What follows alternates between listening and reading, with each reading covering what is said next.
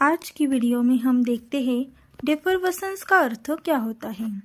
डिफरवेशन मतलब बुखार का उतरना और डिक्रीज इन फीवर मतलब जब किसी मरीज का तेज बुखार धीरे धीरे कम होने लगता है उस अवस्था को डिफरवेशंस कहते हैं।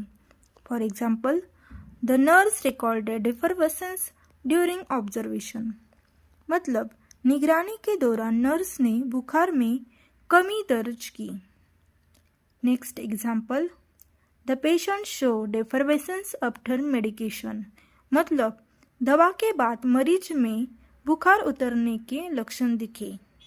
The doctor observe defervescence in the morning doctor ने सुबह बुखार में कमी देखी।